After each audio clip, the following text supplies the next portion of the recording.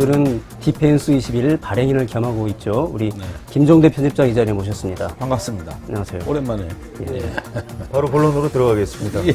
자, 오늘의 이슈, 전시작전 통제권. 이게 좀 어려운데, 이게 무슨 뜻입니까? 어렵죠. 뭘 전시한다는 얘기가 아니고, 여기서는 이제 전쟁이 일어났을 때 전쟁 작전을 통제한다. 근데 명칭은 사실 이상해요. 통제권이 전시가 따로 있고 평시가 따로 있다는 거예요. 우리나라는 월드컵 팀이 평시에는 허정모 감독이 훈련시키다가 월드컵 본선에 나가면 히딩크가 작전을 지휘한다. 좀 이상하네요. 이게 전평시 이상한 거죠. 이렇게 전평시가 짜게져 있는 나라가 우선 한국밖에 없어요. 전 세계적으로 유일합니까? 유일합니다. 그러니까 평시에는 우리 합참의장이 작전을 부대를 지휘해요. 근데 전쟁이 나면 연합사령관이 이걸 가져간단 말입니다. 그게 대포콘이 선포된다 그래요. 요게 이제 전시, 평시 요 개념이고 뒤에 작전 통제권은 뭐냐면은 지휘권보다는 약간 적은 거. 그러니까 지휘한다 그러면 인사군수 진급 다 시키잖아요. 그렇죠. 작전도 통제하고 그런데 인사군수 빼고 그거는 우리나라에서 가지고 그건 있고. 우리나라에서 있고 작전권만 한다는 거죠. 작전권만. A사단은 저쪽 돌파해. B사단은 저쪽 방어해. 이런 거를 미군 장성 연합사령관이 한국군 부대에 한다. 왜 이렇게 평시와 전시를 구분해 놓는 거죠? 그 이유가 뭡니까? 우리 주권 국가니까 당연히 우리가 하는 게 맞는데 왜 분리를 해 놓은 거죠? 전평시를 이렇게 짜게 놨다. 이게 한국 안보의 가장 취약점이에요. 근데 옛날에 노태우 대통령이 그 87년에 선거운동할 때 전평시 이런 말 안 쓰고 작전권을 가져오겠다 그랬죠. 네, 그냥 가져오겠다. 근데 하도 군들이나 예비역 반발이 심해. 예. 그러니까 요거를 잘라서 잘랐지. 단계적으로 가져오자. 그래서 평시 작전권을 가져오기로 합니다. 그것이 94년 김영삼 정부 때. 때죠. 네. 요때 가져왔어요. 요거 가져오면 2, 3년 후에 곧바로 전시작전권을 가져올 거기 때문에 그 중간에 완충지대라 하기 위해서 평시작전권을 가져온 겁니다. 그게 94년이에요. 20년 흘렀어요. 곧 가져온다던 전시작전권이. 이러려면 평시작전권도 가져오지 말았어야죠. 작전권을 우리나라가 가져오는 건 좋은 일 아니에요. 그런데 왜 이렇게 반발하는 거죠? 이상하게 한국 군대는 야 이제 좀 네가 지휘해라. 우리 지휘관들 능력 좋고 한국 군대 우수하다. 이제 좀 우리가 지휘해자. 이러면 이게 나라가 망하는 줄 알고 안 받겠다는 겁니다. 이거. 뭔가 이해관계가 걸려 있을 것 같습니다. 표면적인 명분은 많이 있습니다. 그 중에서도 북한 핵미사일에 대한 공포. 네. 그래서 이 우리가 핵에 대처가 안 되니 미군이 우리나라에 주둔해서 한미 연합사령부를 유지해야 거기서 북한에 만만히 보이지가 않고 전쟁 억제 효과가 있다. 그 다음에 또 뭐 한국군의 능력이 부족하다. 그 사람들 말대로 하면 김정은이 제일 좋아할 얘기 아닙니까? 그렇죠. 이런 얘기를 마구마구 하면서 궁금한 건 그렇죠. 진짜 이유.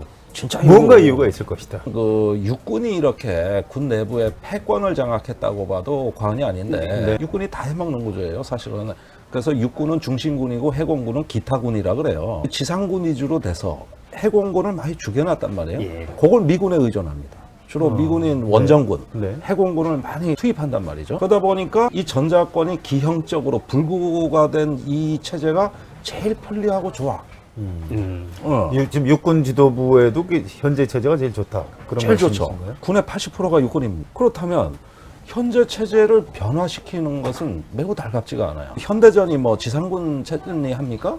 걸프전 43일 기간 중에 39일이 항공전이었어요. 지상군 맨 나중에 설거지하는 데입니다. 현재 육군 패권 이러한 군사 체제가 미군 야전군하고 많이 이해관계가 맞아떨어져요.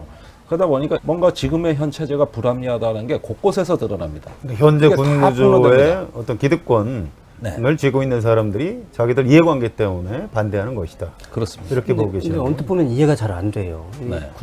전시의 군사 작전 통제권이라는 가장 큰 어떻게 보면 권한일 수 있는데 그렇죠. 그거를 미군한테 넘겨주는 것이 기득권에 도움이 된다. 이거 좀 말이 길어질까봐 죄송한데 그 한국군이 이제 연합방위 태세라 그래가지고 이승만 대통령이 작전권을 전쟁 중에 넘겨주지 않았습니까? 네, 한국 전쟁 편지 때요? 한 장. 네. 네. 뭐 조약이고 협정이고 없어요. 그냥 편지 한 장이에요. 메가더 장군이 기쁘게 수락하겠다는 답장 한 장. 요게 절차의 전부였습니다. 네. 예, 아주 비정상적이죠. 그러다가 1978년에 그 한미 연합사령부가 창설이 됩니다. 그런데 이 연합사령부는 미국과 한국이 동등하게 50대 50 똑같이 인원을 넣어서 말 그대로 미군 사령부도 아니고 한국 사령부도 아닌 컴바인드 연합사령부를 구성했다 이겁니다. 그런데 양국 합참의장이 위원장이 된 한미군사위원회 MCM에서 연합사령관의 작전명령 1호를 하더랍니다. 거기에 연합사령관에게 한반도 방위의 임무를 부여하고 유사시엔 미 본토의 증원군을 요청할 수 있다. 이렇게 그 전략지시 1호가 내려갑니다. 근데 이 전략지시 1호는 조약도 아니고 협정도 아니고 그냥 행정문서예요. 굳이 위상을 따지자면 행정규칙입니다. 이것이 근거의 전부고 아무런 외교적 절차가 없었어요. 그게 오늘날까지 흘러오면서 굳어지다 보니까 한국군의 이제 뿌리 깊은 어떤 그 의존 사상, 또 미국의 이제 우리 장교들이 20만 명 가까이 유학 갔다 온 완전히 체질이 미국화된 군대인데 여기에서 이제 붙어 먹고 사는 군인뿐만 아니라 예비역들이 너무 많고 이것이 하나의 국가 관계에서 어떤 핵심적인 연결고리가 되다 보니까 이제는 이 체제로부터 벗어나기를 어려운 겁니다. 전자권을 우리가 가지는 게 큰 권한이 되지만 네. 이게 수십 년 동안 이렇게 공고가 되다 보니까 네. 이게 하나 기득권으로 굳어졌다 이 말씀이시네요. 기득권이자 문화이자 마음의 습관이자 대미 의존 뭐 그런 성향이 대미 의존. 예. 그런데 하나 정치적으로 현재 여당이라고 그럴까요? 네. 또는 뭐 보수 세력이라고 그럴까요? 네. 이쪽에도 뭔가 이제 정치적인 이득이 있어야 되거든요. 어떤 그 사회적으로 북한의 위협에 대한 어떤 불안과 공포가 조성이 돼 버렸습니다. 있죠? 네. 예. 그것을 통해 가지고 현재 어떤 집권 통치 세력들이 나름대로 이 사회를 관리하는데 매우 편리한 수단을 얻었어요. 그렇다면 뭡니까? 이렇게 공포를 통한 통치, 그런 어떤 시대를 계속 이어가고 지속시키는 끈은 한미 동맹이란 말이죠. 우리나라 사람들 공포가 한번 조장되면 그나마 전쟁 안 일어나는 건 용산에 미군 깃발이 있기 때문이다. 이렇게 그 중장년층은 대부분 학습이 돼 있다고 해도 과언이 아닙니다. 그렇게 함으로써 현재 한미가 과거의 어떤 체제를 계속 이어가게 되면 그것이 불안과 공포 속에서 적절하게 사회를 통제하는 기재화가 됐고 노태우 정부 또 노무현 정부에서 미국 쪽에서 작전권을 다시 한국에 돌려주는 게 좋겠다라고 판단한 이유가 있었거든요. 네. 그 당시 주한미군의 어떤 전략적인 유연성 때문에 네. 이제 한반도에 묶여 있는 것이 오히려 좋지 않다. 네. 그래서 한국에 이제 작전권을 좀 가져가라. 궁금한 게 이겁니다. 이번에 네. 이 전시작전 통제권 환수를 다시 한번 무기 그렇죠. 연기한 이유가 네. 우리나라가 필요한 측면이 더 컸던 것인지 음흠. 아니면 뭔가 미국의 이해관계가 달라졌기 때문인지 네. 이 부분 어떻게 보십니까? 노태우 대통령 시절에도 빨리 전자권을 주고 싶었던 건 정치적 이유예요. 예. 그건 광주 민주화 운동 때문입니다. 네. 아 그렇군요. 예, 그때 그 미국이 한국군의 이동을 방조했다. 작전권 갖고 있는 나라가 방조했다. 예. 전방에 육군 사단을 빼온 거 아닙니까? 그렇죠. 이건 주한미군의 용인 없이는 불가능하다. 이것이 어떤 그 미국에 대한 비판 여론을 급격히 고조시키니까 그랬었죠, 당시에. 정치적으로 연루되기 싫어서 이것 때문에 빨리 가져가라 그랬어요. 그리고 노무현 대통령 시절에 조지 부시, 그 조지고 부시는 거 좋아하는 대통령이 네. 오로지 중동이었습니다. 오로지. 그런데 지금은 어떻습니까? 다 빠져나오고 있습니다. 그러면서 전략의 중심이 중동이 아니라 아시아. 피봇 아시아. 중국 견제 포위망을 아시아에서 구성해 보자는 얘기입니다. 아, 그렇다면 그렇군요. 네. 이번에 전자권 우리 요구를 들어주는 미국의 전략적인 판단이 쓴 거예요. 그걸 우리가 활용할 수가 있었어요. 예. 그런데 이번에 전자권 무기 연기는 뭐냐면 오로지 우리가 사정하고 매달리고 부탁하는 방향으로만 이게 진행이 됐습니다. 이건 잘못된 거예요. 그러니까 우리 정부에서는 국내 정치적인 이유 때문에 그렇죠. 한 거고 미국에서는 그 전 세계를 상대로 한 미국의 국익 때문에 예. 그 두 가지가 일치했다. 박근혜 대통령의 경우에는 이 전자권 연기가 자기 지지 세력 중에 핵심, 말하자면 집토끼를 관리하는데 네. 굉장히 핵심 아젠다입니다. 그럼 네. 분명히 대통령의 대선 공약이었고 또 인수위 당시에 인수위 보고서에도 들어있고 네. 또 취임 이후에 국정과제 보고서도 분명히 이제 2015년에 이제 돼 있었어요. 전환한 걸로 돼 있단 말이에요. 예. 그럼에도 불구하고 굉장히 엄청난 이게 분명한 공약 파기인데 물론 청와대는 아직도 공약 파기가 아니라고 주장하고 있지만 파기죠. 뭐 아니라고 해봐요. 파기. 네, 아니라 그러면서 아니라고 지금 또 우기고 그거 있죠. 하겠다고 해요. 네. 아니라는 거예요. 그런데 그 정도로 그 전자권을 연기해서는 그런 효과가 큽니까? 정치적 불이익도 있을 텐데 분명히. 지금까지 박근혜 대통령의 어떤 많은 대선 공약 파기와 동일한 맥락입니다. 예. 사실 박근혜 대통령은 진보의 언어로 집권했어요. 민주화, 경제복지, 그렇죠. 자주국방. 그것은 뭐냐면은 정권을 유지하기 위해서는 그렇죠. 공약을 버리는 것이 더 공약이 이해관계에 버리는 있죠. 게 더 그 자기들 내부 결속에는 굉장히 유리한 그러니까 집권을 위해서는 산토끼를 잡아야 되니까 그렇죠. 진보 언어를 했고 또 정권을 유지하려면 유지하려면 이제 집토끼를 집토끼를 데리고 유지해야 있어야지. 되니까 다시 네. 이제 보수로 회겠다 이렇게 다 좋은데 말씀하시는 그러면 네. 그런 사정을 국민들한테 좀 솔직히 설명을 하고 그렇죠. 내가 이러이러해서 공약을 했다가 못 지키게 됐다. 네. 안보가 더 중요하다. 이렇게 대통령이 좀 직접 설명을 하셨으면 좋겠는데 저번에 총격전이 벌어져도 행적이 안 밝혀지니까 세월호 때는 사라진 7시간, 이번 총격전 때는 사라진 70시간이에요. 아 그러네요. 네. 사흘 동안 이 교전 상황에 대해 아무 얘기도 없고 행적도 안 나오니까요. 그러니까 이런 걸 설명하시는 거는 우리가 바랄 걸 바라야지. 너무 좀 우리 각하께 너무 많은 그 바람을 하시면 안 되죠. 다른 공약에 대해서도 특별히 이렇게 국민들한테 제대로 설명한 건 별로 없어요. 하도 여론이 들끓으니까 청와대 민경욱 대변인이 마지못해 미국에서 한 합의된 거죠. 다음 날 나온 겁니다. 그것도 아주 궁색한 논리로 안 하려는 거 억지로 나온 거예요. 사전 설명 없었어요. 없었어요. 공약 파기는 아니다 그러는데 이제 여당의 이제 옛날 국방위원장을 했던 유승민 같은 의원도 이건 공약 파기 맞다 그러고 있거든요. 아, 김장수 답답합니다. 안보실장이 있을 때는 안 그랬습니까? 그 전작권 전환 예정대로 하겠다. 예. 이래가지고 성우에서 제명을 해버린다는 거예요. 예비역 장성 모임에서.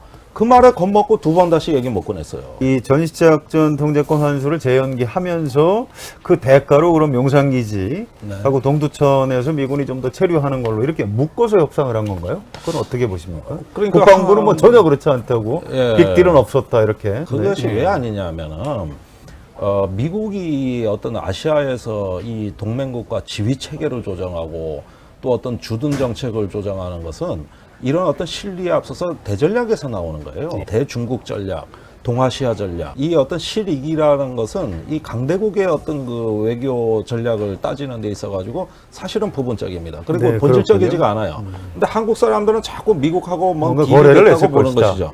결과적 거래가 됐다 할지라도 그거는 모티브가 될 수가 없어요. 고고도 미사일 방어 체계인가요? 사드 그 한국 배치하고는 무관합니까 이게? 미국의 다른 국가 이익, 즉 군산복합체, 방위산업이 지금 대단히 어렵고 그렇죠. 어떤 이러한 전략적인 환경이 변했을 때 그것을 무언가 한국에 무기 판매하는 여건으로 활용해보자. 이거는 가능한 겁니다. 예, 그것은 미국이 자기네 핵심 국가의 이익으로 보고 있어요. 그런데 그 이익이 전작권 전환에 연계되어 있지는 않습니다. 직접적으로. 미국은 자기네 전략적 요구에 한국의 요구사항을 받아들일만 하다면은 그것은 받아들입니다. 더 큰 전략적 이익이 있습니다. 그렇군요. 예, 지금의 외교 안보 전략의 핵심은 중국입니다. 제가 궁금한 게 이겁니다. 그게 이제 빅딜이 이루어진 게 아니라면 예. 용산하고 동두천에 기지를 남겨놓기로 네. 이번에 합의를 했는데요. 했죠. 네. 불과 몇 년 전에 평택으로 다 옮겨가기로 합의했다가 다 합의했어요. 이번에 그렇게 바꾼 이유가 뭘까요? 그 설명이 안 되거든요. 이 부분은 제가 명확히 말씀드려야 되겠는데 지금 국방부 설명은 누가 먼저 요구했느냐? 같이 요구한 거다. 누가 먼저 할 게 없다. 이게 국방부 설명이잖아요. 한국이 부탁한 겁니다. 이거는 우리가 부탁한 거예요. 왜 부탁했죠? 한미연합사는 원래 평택으로 이전하면서 원래 계획대로라면 해체될 부대입니다. 그렇죠. 없어져야 될 네. 부대죠. 네. 근데 박근혜 대통령 지난 대선 공약은 연합사 존치입니다. 근데 전작권 때문에 해체된다면 축소해서 존치하겠다. 네. 남겨두겠다. 이거였어요. 그런데 이 부분은 미국 본토의 어떤 그 생각이 아니라 여기 현지에 주둔하고 있는 그 주한미군 지상군 병력의 강력한 이해관계입니다. 그러니까 미국이 봤을 때는 주일미군 사령관이 원스타예요. 예. 어쩌다 올라가도 투스타 이상 안 올라갔습니다. 원스타입니다. 주일미군 선임장교가. 근데 한국군은 사성장군입니다. 사성장군이죠. 예. 이런 거 조정하겠다는 겁니다. 같이 계급을 맞추겠다는 거예요. 네. 그러면서 연합사는 자연히 없애겠다는 겁니다. 그런데 연합사를 상징적으로 유지해야 된다는 것이 신념화된 한국군 입장에서는 우리 정부에서 우리 정부에서는 여기서 사성장군 자리가 없어질지도 모른다고 걱정에 쌓여 있는 미군하고 이해관계가 맞아떨어지는 겁니다. 그렇군요. 그래서 연합사라는 타이틀, 유엔 사령부라는 타이틀을 갖고 있어야 현재 사성장군 자리에 명분이 생기는 거거든요. 네. 이런 점에서 말이 잘 통하는 거예요. 본토하고 통하는 게 아니죠. 그 위치도 그냥 거기 있는 게 좋겠다. 있는 게 좋겠다. 그다음에 미군 중에서 이제 고급 장교들은 용산을 굉장히 선호합니다. 가족과 같이 있거든요. 그럼요. 지금. 서울 한가운데인데. 네. 평택 내려가면 허 벌판이에요. 물론이죠. 아직 신도시가 안 됐어요. 그래가지고 거기 미군이 50억 달러 투입해가지고 하나의 신도시를 만들려고 했던 예산이 날라갔습니다. 그런데 그러면 기지 이전을 전제로 우리나라가 추진했던 각종 정책들은 어떻게 되는 거예요? 지금 용산하고요. 그다음에 네. 동두천에서도 지금 난리가 났던데요. 네. 아무 설명 없이 기지를 남겨둔다고 하니까 모든 도시계획이 다 헝클어지고 있는 거고요. 네. 서울시, 동두천시의 이해관계는 절박합니다. 그런데 그것이 이제 무슨 세월호 유족들처럼 이제 떼쓰는 거, 무슨 자기 재산이나 지키려는 어떤 이기주의자들, 이런 식으로 이제 몰아가면서 안보가 중요한데 그런 얘기 자꾸 나오면 이제 윽박지르고 호통치면서 이제는 배제해버리겠죠. 사실은 엄청난 우리 기회비용의 상실임에도 불구하고 이런 것들이 버젓이 자행될 수 있는 이유가 있습니다. 미군은 우리한테 자꾸 뭘 요구하고 카드를 내밀면 너무 잘해주거든요. 한국 정부 지갑이 잘 열려요.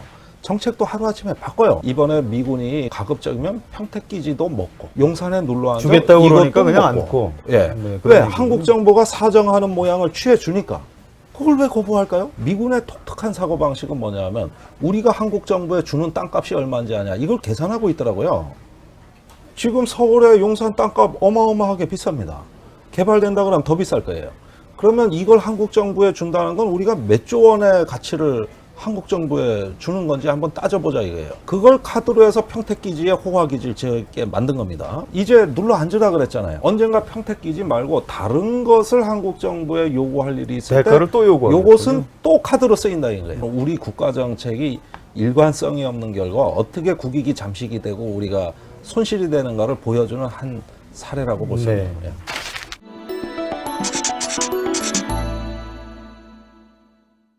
대북 전단 살포, 삐라라고 그러죠. 그렇습니다. 그 사람들은 삐라를 도대체 왜 날려보려는 거지? 아, 이게 좀 오늘 근본적인 질문이 많은데 우선 삐란 내용을 잠깐 좀 소개를 예. 드려야 되겠어요. 지금 박근혜 정부는 표현의 자유다. 정부에서 관여 못한다. 이 얘기가 딱 나오는 순간 여태까지 약간 북한 체제를 조금 수준 낮게 비방하던 삐라가 지난 주말에 뿌려진 거 보니까 내용이 바뀝니다. 대표적으로 한 대목을 소개드리자면 이렇게 써 있습니다. 전자개표기 조작 가짜 대통령 노무현과 원조 민족 반역자 김대중이 북한에 준 돈이 수백억 달러, 쌀이 수천만 톤인데 이 중에 10분의 1, 아니 20분의 1만 주민들한테 풀었어도 북한엔 굶어 죽는 사람 없다. 자, 이거는 말이죠. 말도 안 되는 얘기를 하고 있는 거네요. 말도 안 되는 게 북한 정권 비방이 아니라 남한 그러니까요. 정권 남한 정부, 봐야 남한의 되겠네요. 반대 진영을 비방하기 반대 위한 진영을 내용이네요. 얼마 전까지 이 내용은 없었다고. 표현을 자유라고 인정되는 순간 표현의 금도를 넘어서 버리는. 넘어버렸죠. 정부가 네, 어떻게 네. 보면 그거를 부추긴 꼴이 된 거예요. 이 삐라가 사실은 북한에 넘어가기 전에 남한에도 많이 떨어집니다. 바람 때문에 그런가요? 풍선이 터진다든가. 그렇죠. 예. 남북 관계에서 군사적인 우발적 충돌로 전개될 가능성에 대해서 걱정이 많거든요. 지난번에 그렇죠. 연천의 그 고사포 총탄인가요? 아유, 이거는 일촉즉발 상황까지 갔던 것이. 그때 원점 타격하겠다 그런 표현을 썼었죠. 예, 아니 북한에서. 물론이죠. 이거는 날라온 무조건 원점 타격이에요. 그렇죠. 지금은 네. 그렇게 돼 있어요. 그때 우리 북한의 장사정포가 갱도 밖으로 나왔습니다. 네. 우리 자주포 대기하고 있었어요. 그 다음에 대구에 F-15 전투기 대기하고 있었습니다. 만약에 어느 한쪽이 발사해가지고 서로 그 원점이 확인됐다면은 이거는 항공작전까지도 진행이 되는 네. 그런 일촉즉발 상황이었는데 국지전 상황까지. 국지전 갔을 때는. 상황이었는데 거기서는 전단을 못 뿌리고 이게 저기 연천 쪽에 가가지고 저 몰래 발표 안 하고 뿌리는 게 있었어요. 예. 네. 북한이 보니까 날라오려는 데는 안 날라오고 엉뚱한 데서 날라오거든요. 예. 거기에다 사격을 한 겁니다. 그런데 이거는 총소리가 분명히 들렸는데 어디서 싼지 몰랐어요. 그래가지고 면사무소에서 총탄이 발견되자 그 총소리가 듣고 난 1시간 뒤에 뒤늦게 그 쏜 지점을 모르니까 우리도 북한 지피 하나를 정해서 그 공중에다가 쐈죠. 그냥 싼 겁니다. 이건 그냥 경고였어요. 이래서 별일 없이 끝났는데 나중에 밝혀진 게 있어요. 그때 우리가 어디서 쌌는지 몰랐다 그랬는데 사실은 옆부대에 있는 아서 K라는 아서 레이더라고 하는 게 그 원점을 잡고 있었던 거예요. 네. 예. 이것이 제대로 타격부대에 통보가 되고 거기에 만약에 포격이 가해졌다면 북한이 분명히 반발해서 그렇죠. 대응사격했을 예. 거고 그러면 연평도 포격전과 유사한 교전을 예상해 볼 수 있는 겁니다. 네, 국지전으로 전개가 되는 거네요. 되는 위험한 거예요. 일촉즉발의 상황이었던 거네요. 그렇습니다. 어쩌면 대북전단을 왜 뿌리냐고 아까 물어보시지만 이 자체가 그걸 뿌리는 목적이 아닐까요? 그런데 그럼 네. 국지전으로까지 발발할 수 군사적 있는 위험을 위기 상황을 조정하는 소화한다. 측면이 있는 거예요. 그렇죠. 굉장히 그런데 위험하네요. 지금 대북 전단 살포가 처음은 아닐 텐데 네. 북한이 다른 때보다 좀 더 예민하게 반응하는 측면은 없습니까? 저는 이제 10월 4일 날 인천 아시안 게임 폐막식 때 황병서 군 총정치국장을 예, 비롯한 예. 고위급들이 내려와서 네. 남북 관계 개선 의지를 이제 보여주면서 그렇죠. 어떤 이 대북 전단 살포나 이런 것들을 중지하는 성의를 보여달라는 의사를 우리한테 전달했다고 봅니다. 그러니까 그렇죠. 예. 이제 대화 좀 해야 되는데 뭐 좀 성의 좀 보여주라. 이거였어요. 그런데 예. 그 뒤에 오히려 더 날라갔거든요. 그러면은 지금 남북 관계 독특한 게 대화는 대화대로 갑니다. 그럼 뭐 그냥 가는 거예요. 그런데 안보 분야, 군사 분야에서 이제 서로 상대방한테 경고했던 건 경고했던 대로 또 갑니다. 그래서 10월 7일 날 NLL에서 교전이 벌어졌고 10월 10일 날 연천에서 교전이 벌어진 겁니다. 이젠 해상과 지상에서 다 벌어졌어요. 두 가지밖에 없어요. 지금 이런 교전이 일어날 거는 NLL, 대북전단. 자, 이제 앞으로가 문제인데요. 남북 대화는 대화대로 좀 한쪽에서 진행이 되고 네. 또 한쪽에서 이렇게 국지전까지 갈 수 있는 굉장히 위험한 상황이 네. 계속되고 네. 자, 이런 상황이 언제까지 갈까요? 저는 이게 구조화되고 있다고 보는 것이 인도 파키스탄 모델에 우리가 지금 근접하고 있다. 인도 파키스탄이 핵 개발 경쟁을 했습니다. 네. 그러면 원래 예상은 핵을 개발했기 때문에 공포 핵균형을 이뤄서 오히려 재래식 무기를 사용하는 국지전은 잦아들 거라고 봤단 말이에요. 어떻게 됐습니까? 더 많아졌어요. 더 많아졌죠. 훨씬 많아졌어요. 지금 남북한이 그 모델로 가고 있는 거예요. 자, 핵이라든가 미사일 같은 전략적 단위에서는 정치적으로 싸우고 그것을 싸우다 보면 기선제압을 하기 위한 어떤 상대방한테 군사적 메시지를 주기 위한 어떤 조바심이 더 자본규모의 전투 강해지고 같은 것은 또 그것대로 예, 이루어지고 그러다 보니까 소규모 국지전은 더 많아지고 이 박근혜 정부에서 안보 불안이 어디까지 갈 것이냐 한쪽에선 대화를 분명히 합니다만 예. 그 대화에서 주도권을 잡기 위해서라도 군사적인 대응은 더 경직되게 가고 있단 말입니다. 이게 요즘 남북 관계에서 다 나타나고 있어요. 지금 현장 지휘관들한테 대량권을 많이 준다고 그랬죠. 이제는 현장 지휘관이 알아서 하라는 겁니다. 실제로 이번에 교전이 벌어질 때 청와대가 전혀 간섭 안 했어요. 네, 굉장히 위험한 상황이고. 그러면 우발적 그래요. 충돌 가능성은 훨씬 높아진 거 아닙니까? 박근혜 대통령이 이렇게 얘기했죠. 나는 군을 신뢰하고 여러분들 판단을 맡는다. 알아서 해라 믿는다. 이런 얘기인데요. 정치적 고려하지 말고 초전에 강력하게 대응해라. 네. 나한테 쏠까요 말까요 묻지 말라는 얘기예요. 그래서 이번에 NLL에서 합참의장이 북한 NLL 넘어온 경비정을 어떻게 했습니까? 조중 격파하라 그런 겁니다. 그런데 격파를 하려고 쏘니까 안 나가. 안 나갔죠. 76mm포가 안 나가. 왜? 불발탄. 그 결과적으로는 다행이었죠. 그래서 제가 한결에 쓴 건 무능한 군대가 만드는 한반도 평화 아니겠습니까? 예, 그 다음에 육군은 뭡니까? 임병장 사건 때 보면 오발탄 자주 나잖아요. 5인 사격 했지 않습니까? 그래서 불발탄 해군과 오발탄 육군이 한반도 평화를 지키고 있어요. 역설적인 상황이죠. 아주 고도의 전술이에요, 이건 제가 보기에는. 아무튼 그 대부분의 이제 그 사병들 또 군 고위 간부들은 뭔가 이제 애국심을 가지고 나라를 지키기 위해서 열심히 근무를 하고 계시겠죠. 문제는 그걸 전반적으로 통제하는 네. 정부 그리고 군 수뇌부 네. 또 그 위에 이제 전체적으로 이끌어가는 정치 세력들에서 이런 한반도 위중함에 대해서 좀 생각을 해가면서 좀 했으면 참 좋겠습니다. 네. 대북 전단 삐라를 살포해서 북한 체제가 흔들릴 정도로 이렇게 취약하고 허약하다면 네. 우리나라가 전시 작전권을 넘겨받지 못할 이유도 전혀 없는 거예요. 이렇게 참 이 모순적인 상황이 계속되고 있는 게 지금 우리 현실인 것 같습니다. 아주 그래서 절묘한 말씀이에요. 답답한 예. 마음을 금할 수 없습니다. 오늘은 이걸로 마치겠습니다. 네. 수고하셨습니다. 감사합니다.